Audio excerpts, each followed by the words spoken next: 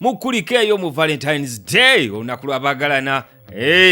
Byagenze bita ku side yo wafunye ku bimuli oba ku keeki mwafunye mu katayimu n'omwagalwawo yo waaya amasimu gabaddeko ogenda kuba oyogera naffe otuwulire kyabadde kitya ku Valentine's Day.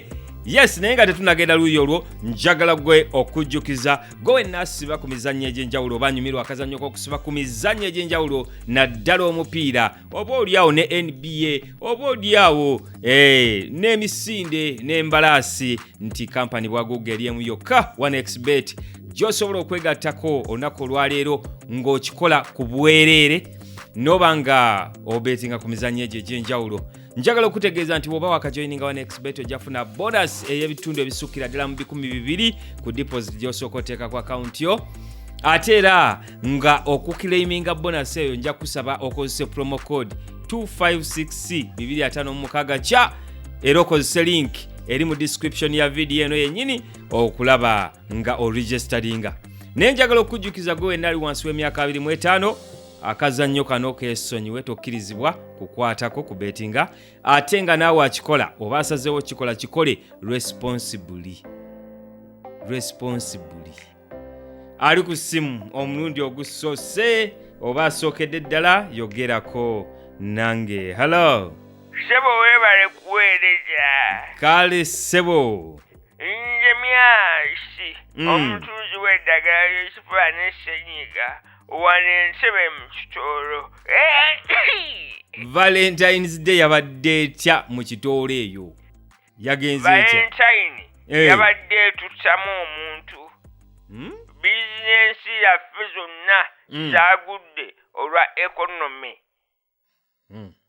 Nakoze eddagala ly'amaanyi g'ekisajja nga mmanyi nti abasajja bajja kuba balyetaaga nnyo ku lunaku ng'olwo olw'abaagalana naye teri yaliguze. Oba badde baagala lya ssenyiga ly'otaakoze. Era kati ndi wano neebuuza ddala abasajja mwe abataaguze eddagala ly'amaanyi ga kisajja mwakozesezza ki?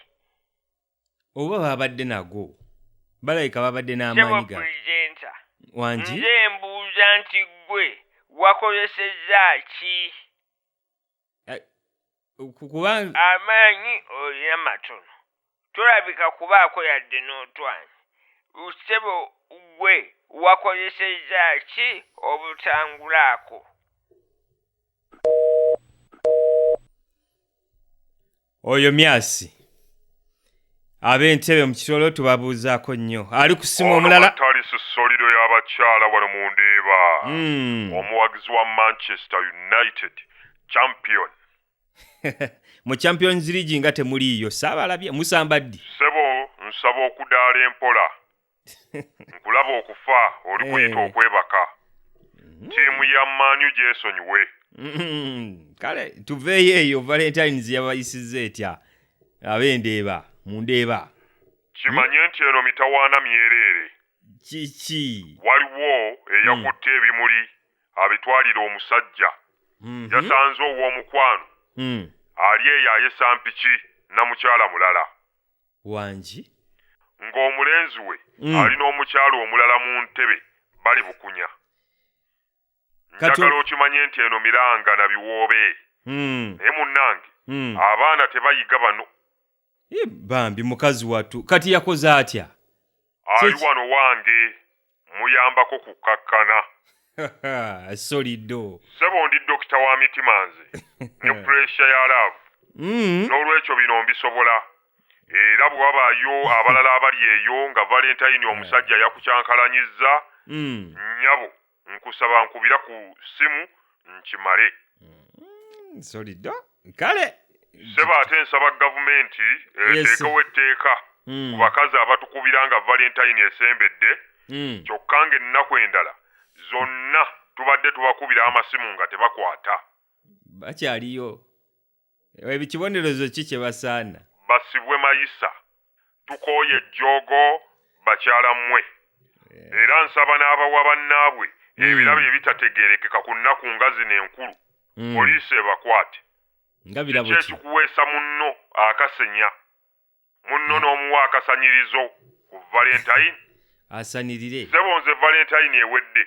Waliwo X eyampa akakuuta ebintu. Wali toyoza bintu.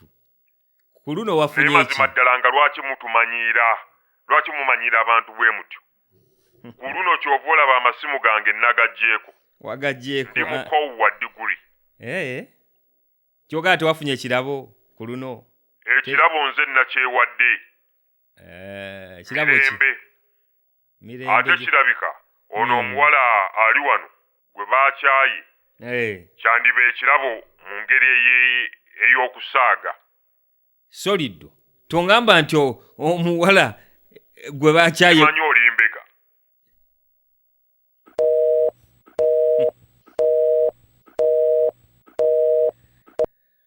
Ali ku ssimu omulala oyo Soliddo bassebo ne bannyabo okuva mu Ndeeba. Abo mu Ndeeba mbabuuzaako. Ali ku ssimu wangi Maama Joan omulimi w'amatooke n'ebijanjaalo wano Ezirobwe.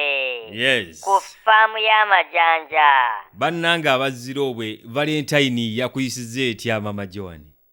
Kyabadde kitya oluddo? Sinnalaba ku Valentine Day.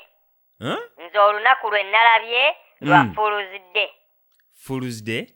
Omusajja n'atuuka okunsiriwaza paka kuwulira bubi. So malicious. Ky'ova olaba omuntu eyagamba nti abasajja mbwa. Ayinza okuba yali mutuufu. Buli emu eboggola lwayo.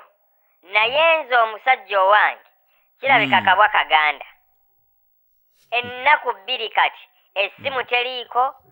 Kyokka ku WhatsApp eraga kweri. Naye taddamu yadde message n'emu. Tolaba ng'omuntu bw'atyo aba akulwaza cerebral malaria mu mutima. Era nsaasidde nnyo abaana abawala abatoototo abo.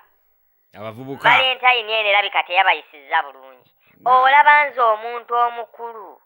Omusajja asobola okunfuula omusiru. Olwo abawala abali eyo abatoototo abatalina experience mu bintu bya art surgery. Tebafe bufi. Art surgery kyeki? Otegeeza ki? Ebyokumenya emitima. Heart break. Ebeera heart break. Ne bw'otandikwa budde kye mbadde njogerako nkitegeera. Genda mu maaso. Naye nsaba gavumenti nga bwe yateekawo olunaku lw'omukwano eteekewo n'olunaku lw'okumenyeka emitima. Heart break day. Ng'olwo olunaku abantu lwe bamenyeka oba lwe bamenya bannaabwe emitima. Heart break day. Era nga waliwo n'ebbaafu eziteekebwa ku nguudo abantu bayiwe omwo amaziga. Mpulira nnyabo. Naye ssebo okimanyi nti essaawa eno waliyo abantu already betugamba rest in peace. Mu ngeri ki? Nga baawunze dda tebasobola kudda ngulu. Olwa Valentine? Olw'olunaku lwa okimanyi eyo waliyo omuntu yaguze teddy bear ali ku mulyango gw'omukazi kuva kiro paka kati. Omukyala yagaanye okuggulawo. My brother, rest in peace. Sebo waliwo omulala ebimuli bye yawadde owa booda okutwalira omuwala. Owa booda yabyeddiza n'abiwa omwagalwa we.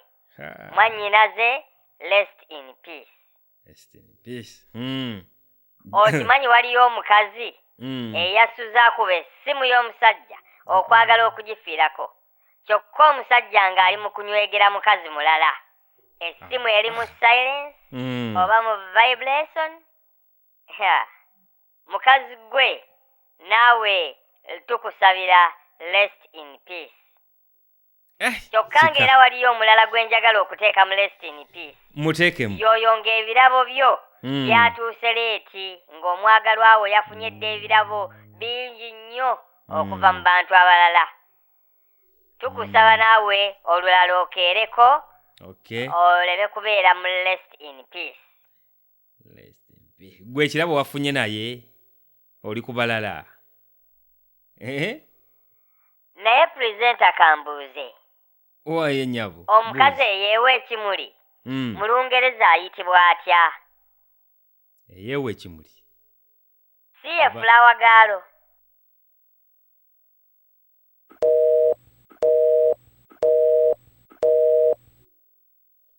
Hello. Nze Shulenge prison. Omuvuzi wa taxi wale nansana ku Yesu amala. Meya to be 2026. Ayengedde. Atembedde. Valentine yabadde etya eyo? Abantu banyenyezza amatabi. Buli wamu matabi. Ngamba olunaku lw'abaagalana. Anti leero lwe baayagalirako omutonzi ne banyeenya amatabi nga bagezaako kumwebaza okubatonda. Okay, olayika notegedde bulungi naye kiri okay. Ne banyeenya amatabi nga bwe yagamba. Kiri okay. Kati yogera ndowooza ku nsonga endala gy'olina bino birekeya ebya Valentine. Nina ekibuuzo. Buuza ki? Mbuuza. Singa mpa omukazi ekimuli. Owa omukazi ekimuli. Kyokka n'afa. N'afa. Nzikirizibwa okutoola ku bimuli bye bateeka ku ntaana ye ne neesasula.